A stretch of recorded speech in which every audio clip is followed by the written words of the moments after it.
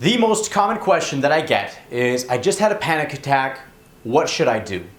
And I've seen this on all the YouTube comments, and I appreciate every comment that you give. I do my best to answer them, but also, this is also where I get material for future videos. So this is a huge area that commonly gets asked. You know, somebody that you're sitting at home, you've just had a panic attack, and now you're freaking out thinking, what should I do next? How do I move past it? Because you're either going to be completely exhausted because the panic attack has just drained all your energy, or you're going to be in a situation of fear, thinking, is this going to happen again? Is this going to keep occurring? And then you get in this panic state where you get into this cycle, which is very common, where your fear of panic attacks, you know, you're in this state of high alert, actually creates panic attacks. And I'll discuss that in a future video. But I want to bring this back to, you just had a panic attack, what can you do about it? Now, panic attacks, okay, it peaked, it's been a terrible situation, you're freaked out, you know, it felt like you were gonna die. You might have thought that your mind, you know, you were going crazy. Perhaps you went to the hospital and you got some, you know, you checked in at the hospital because you thought you're having a heart attack, you're gonna die, and they checked you out and they said, hey, you're perfectly fine, you know, go home. And you might be feeling a little bit embarrassed, like you overreacted. And again, this is so common, you know, do not feel embarrassed, this happens all the time. And a panic attack truly does mimic what it's gonna feel like to actually die. So it's your body getting into that state. So if you do think you're gonna die, it's a very common situation. You know, these are medical professionals. Please do not feel embarrassed about that, because you know, according to them, and it's true, when they run tests on you, you are 100% healthy, because a panic attack does not lead to heart attacks. You know, you are healthy. You just had a very terrifying experience. Now you want to go home. So what can you do? How do you do this? Well, here's the thing. When you have had this panic attack, you want to look at this. This is the result of, it's going to be a result of stress, a result of a lot of anxiety. That's been building, it's been compounding, and then it led to a situation where, boom, it triggered. And a lot of times, you know, in the comments I read, people say, oh, you know, it came out of nowhere. Panic attacks don't just come out of nowhere. They've been building. Now, perhaps it was below your conscious level. It wasn't something that, you know, sometimes panic attacks come, like myself, I've experienced this.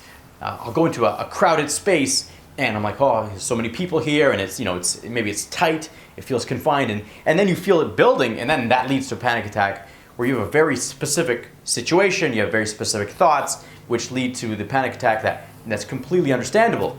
Now, the other side, there's a number of panic attacks that occur where they seemingly come out of the blue, but they're not actually coming out of the blue. What's happening is, it's been a lot of stress and anxiety. So what can you do? Look, there's a few things. One, it is, we have to go back to before the panic attack and reverse engineer what are these factors that have been building to lead to this panic attack. So first area is check in on your diet. Now, when we're looking at panic attacks, there's a couple key areas that will be contributors to it, especially if you are very prone to have panic attacks. They will be around caffeine, for sure. That's a stimulant, gets you jacked up. So caffeine levels, poor diet, so it's going to be alcohol, junk food, anything unhealthy. These are all foods that do not lead to health. They are unhealthy. They will increase the likelihood, they'll increase your stressors, which again, when we look at it, it's all about the compounding of stress. So am I saying that that cup of coffee directly led to your panic attack? No. Am I saying that that cup of coffee, if you're sensitive to caffeine, contributed to the compounded effect of stress and anxiety, which led to a panic attack? Absolutely. I will say that 100%. So this is an opportunity for you to take a step back and look at your life. What is the diet that you're doing? Right? So diet's a huge component. Cleaning up your diet, big place to start. 2, it's going to be about exercise. We are chronically in this sedentary state. We live behind computers. We spend way too much time sitting and not enough time exercising. Common contributor as well for stress levels is the lack of exercise. So what do you do? Look, I'm not saying that you have to go to the gym every day for an hour, or join CrossFit or anything like that to take it to an extreme. But if you have been dealing with a lot of stress or anxiety, go for a 10-minute walk, 2 times a day, just to get some movement in your life, just to take some attention away from the stress, and also get that get that burning sensation, burn off some of that stress, burn off some of that tension in your body, right? Excellent way to do it. Minimal amount of exercise is all you need. If you want to do more, absolutely. This is a situation where a bit more exercise is definitely going to be helpful.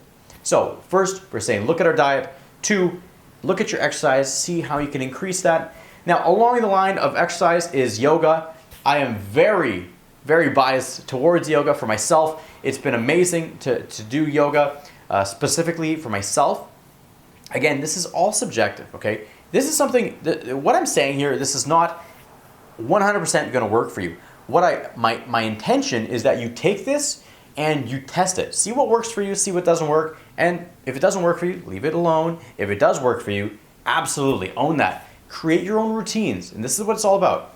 When we're looking at building tools, on one hand, it could be like, hey, let me get some medication, and then your way to fight back is take a pill. Is that going to be the best solution for you long term? Maybe, but for a lot of people, it's not. Where I come from is focusing on self-management, being I'm not relying on pills, I'm relying on how can I actually reduce my stress levels and anxiety so that I'm in control. Because one thing I've observed with myself and my clients is control is everything. And when you are in a panic state, one of the main areas that cause you to freak out is this lack of control. So we want to focus on how can we get that control back. So what we're focusing on, diet changes, exercise changes, yoga. For myself, again, yin yoga, restorative yoga, hatha yoga, awesome ways for you to get started. It gets movement in the body, it releases tension, again, and plus you focus on breathing and diaphragmatic breathing. I have a video specifically on diaphragmatic breathing, but essentially how it goes down is we just want to take mindful breathing techniques. So one of the most basic ones you can do is just simple in and out, do it like a 4-count inhale through your nose and exhale through your mouth for 4, and just keep doing that. That's the most basic breathing technique you can do. But why it's important is when you look at our society right now, most people have horrible breathing techniques where they, especially when you're getting panicked, it's like you just overbreathe, like, and then you're like, you don't exhale, and that throws off your oxygen, your carbon dioxide levels in your body, which leads to activate the sympathetic nervous system, which leads to higher chances of you having a panic attack. So we don't want any of that. We want to focus, bring it back here, and let's focus on getting some proper breathing techniques. So practice breathing, just Google or go to YouTube, put in diaphragm breathing or check out my other video. Great way for you to get some tips and tools to fight back. So we got that. Then the other thing we want to do is start breaking down your day. So you had that panic attack. What was happening before, right? What was happening? Did you get in a fight with a family member? This all happens a lot. A family member, a friend that it got you in a weird state, got you feeling off, and then that led to it. There's a number of different factors. So we want to look back at what were the events that happened before. Why do we do this? Very simple. Because when you see those events, we go from what didn't make sense, which is this panic attack coming out of nowhere, just feeling like you were going to die, and then you start breaking the events down and you go, oh, there were a number of reasons along the way that contributed to me having this panic attack. So what happens is then you don't feel that it was so random and out of the blue, which reduces your fear. Plus, it also identifies specific areas where you could change or look to make adjustments to reduce those stress levels. So we got those. The other one too is sleep. Sleep is a huge component, and I can't make this video too long. If I had to cover everything that contributes to panic attacks, this would be an hour video guaranteed. So I'm going to break this up into shorter videos. But sleep, I want to get, because this is one of the main contributors as well.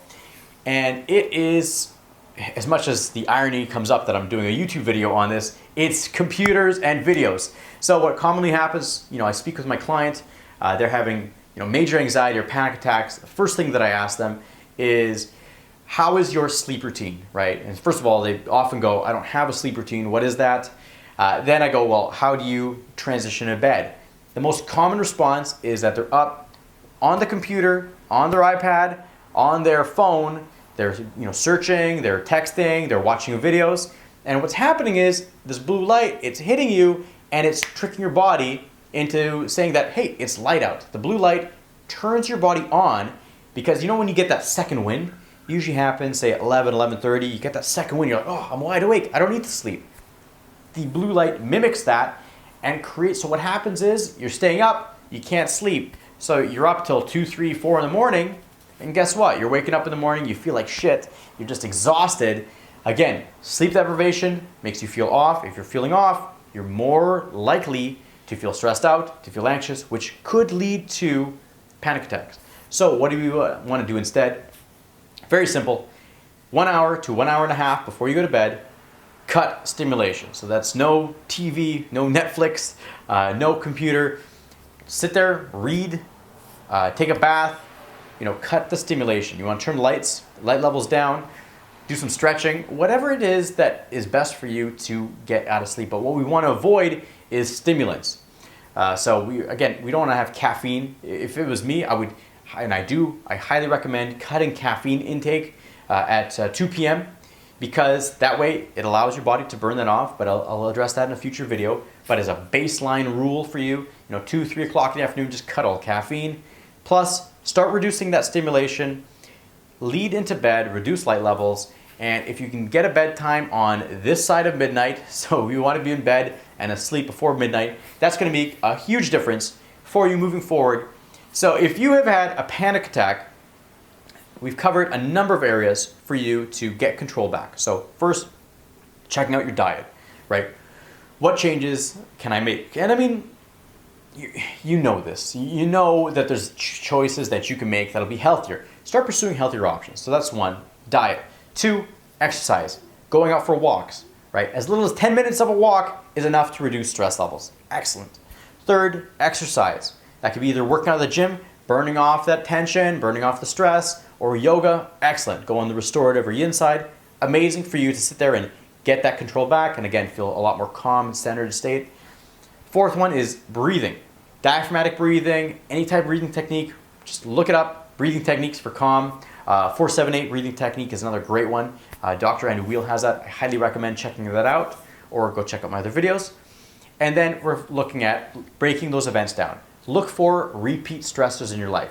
What's happening before, make changes around it. And the last one is cut back some caffeine. So do that, and if you have any questions, please put it in the comments and I'll keep pumping these videos out because my goal here is to help you reduce panic attacks, reduce stress, reduce anxiety so that you can live a healthier, happier life.